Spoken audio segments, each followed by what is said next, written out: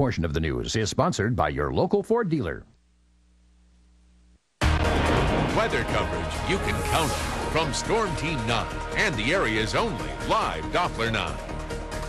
There's a live view with our Alpha Insurance Sky Cam network across the valley side. A much different looking night tonight than what we had last night when the showers and storms were still quite heavy across the valley. We still have some cloudy skies and some patchy fog starting to form, but at least the rain is finished. Let's head over to TrueView Max, talk about the day we had today. It topped out at 95 before the showers and storms moved in. We picked up about 1/4 of an inch of rain here at the station, a little over 1/2 inch of rain at the Columbus Airport, however. So some pretty good rainfall amounts coming out of these showers and thunderstorms. We'll talk more about that in just a bit. Now, checking temperatures right now, we are looking at mainly 70s out there. We had some most of the area today picking up showers and thunderstorms that cooled us down, and we're going to hover in the low and mid 70s for the rest of the overnight hours tonight. Now, by tomorrow morning, we'll wake up to temperatures again, low and mid 70s for most everyone. Then once we head into your lunch hour, warming up once again with plenty of sunshine. Temperatures back in the upper 80s in most places by the noon hour. Then by the afternoon, we'll top out in the mid 90s with lower humidity values across the valley. So still a warm day,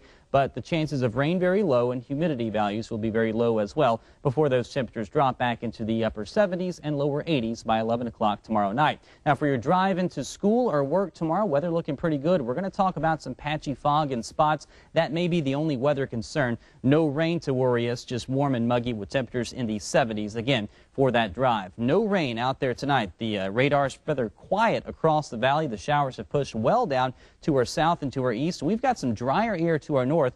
That's going to move into the valley tomorrow. That's why we're forecasting those humidity values to be a little bit lower, so it's going to feel better in the afternoon, even though we will have some warmer temperatures, and rain chances tomorrow should be very low. I don't think we're going to see anybody with one of those showers or thunderstorms by tomorrow afternoon and tomorrow evening. Quick check of rainfall totals. Going back 36 hours, we've had some incredible rainfall amounts, anywhere from 3 to 5 inches of rain in a widespread area across the valley, especially where you're looking at some of those orange and pink colors. That's indicating some very heavy rain falling over the past day and a half. So luckily we are going to dry things out just a bit for the next couple of days, and our rainfall deficit, well, it's been cut in half. Now just about 3 inches below average for the year, when about 2 or 3 weeks ago we were approaching 9 inches below normal. Our futurecast tomorrow will take you into the day, and again, dry conditions for most of the area. Going to be very sunny and a very nice Wednesday coming our way. 73 rain chances early on tonight, but 96 for a forecast high tomorrow. And for Auburn and Opelika, low 70s with forecast highs tomorrow in the mid 90s. And again,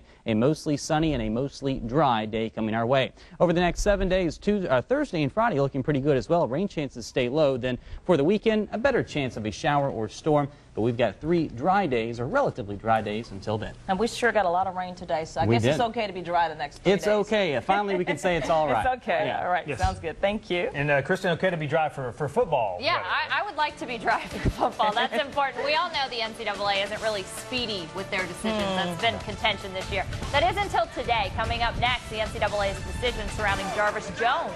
Will he play this year? And Auburn started 2-a-day workouts today to find out why Gene Chizik was very disappointed following practice.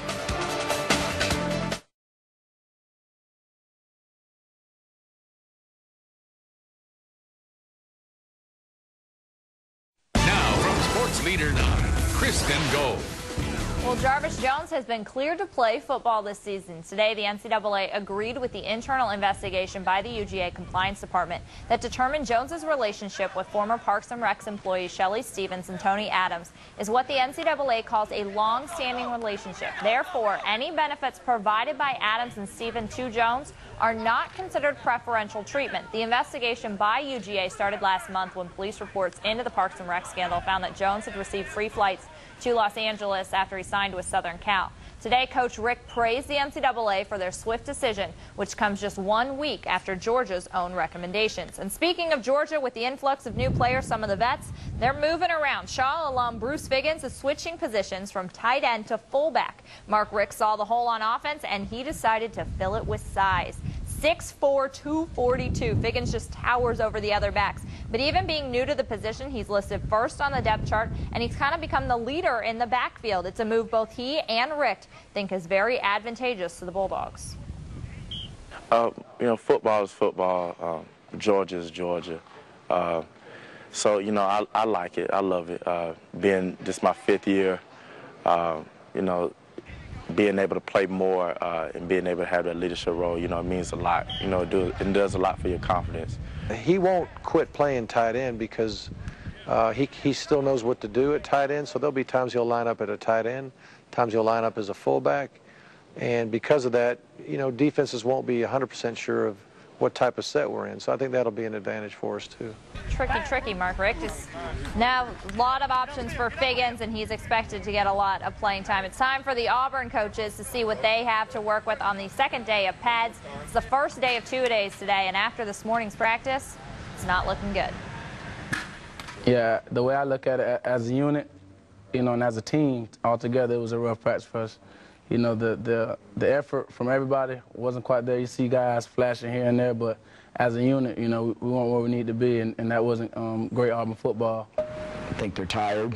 You know, I think, you know, it's to that point in 2 days where you really got to push through mentally. I think they're trying to do it physically, but it was the mental part today that I just was not pleased with. We had a couple mental mistakes, but the thing that Coach Chit said, you know, the mistake that we're not making is not being physical enough. And as long as we keep being physical, I feel like we can, you know, we can build off of that. Auburn has their scrimmage tomorrow in Jordan-Hare Stadium. Coming up this Friday, football's back. We'll see Julio Jones' debut with the Atlanta Falcons. They play Miami. That's Friday night, 7:30 on our sister station, Fox 54. And the Braves, after a 1-hour rain delay, it's tied in the ninth, 3-3. But Dan Uggla extends his hitting streak to 30 games. He's now third on the Braves franchise list for hit streaks. Wow. All right. Pretty impressive. Come on, halfway Braves. to the DiMaggio, a little over halfway. So. Maybe the Braves can win an extra inning. Yeah, tonight. why not? They've done that before, right? That's right. Thanks, Thank you, ma'am. Well, still to come, we'll tell you how long polygamous sect leader Warren Jeffs will spend behind bars. No! I'll never see my son again. And a Georgia mother lashes out in court. We'll tell you why she was so upset with the judge's decision.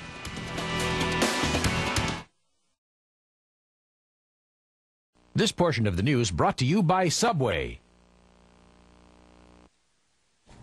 Welcome back. Polygamous sect leader Warren Jeffs will spend the rest of his life in prison. A jury made that decision today after deliberating for a half hour. Jeffs was convicted last week of 2 counts of sexual assault on a minor. He received the maximum punishment for both counts. According to the state, Jeffs was involved in nearly 600 marriages and had dozens of unlawful wives. Prosecutors played audio tapes in court of a man who they said was Jeffs telling a group of girls how to please him sexually.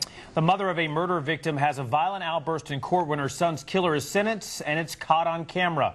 Tom Jones has more details about the breakdown from Atlanta.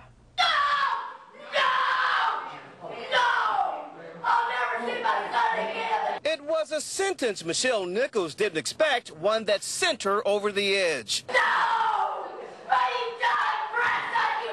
Her anger was directed at the court and the man who just pleaded guilty to murdering her 19-year-old son, Anthony Beavers, in March of last year.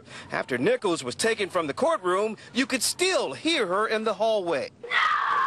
Prosecutors say 21-year-old Broderick Smith snatched Beavers' smartphone as he rode a MARTA train in East Point. A witness testified what Smith did when Beavers tried to get it back. I seen the gun pointing to his head, and he shot that, and he ran off.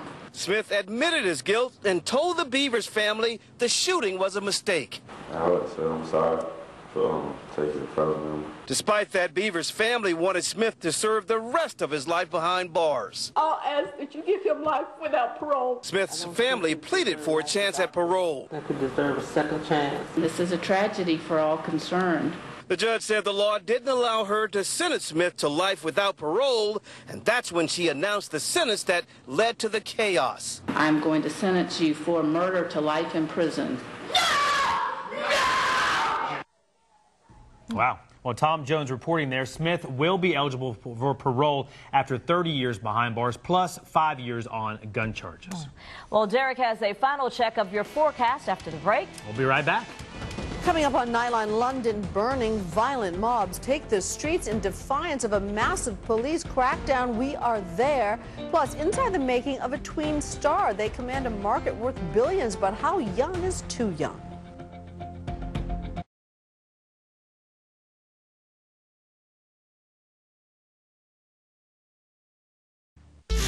Coverage you can count on while on the move.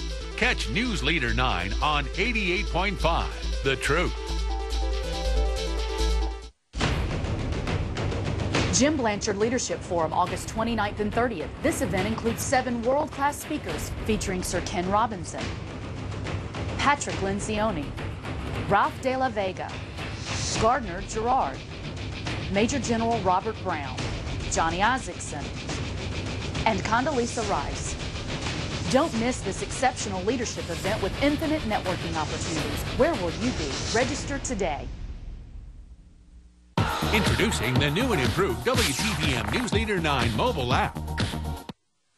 All right, so the kid is heading to the bus stop in the morning. Yeah, heading out there, and they'll be fine. No rain out there tomorrow. We're talking about some drier air. Maybe some fog early on, but I think once we make it into the afternoon, still a hot day, but humidity values and rain chances, no. All right, that's going to do it for us tonight. Next news coming up at 5:30 a.m. Good night, sleep tight.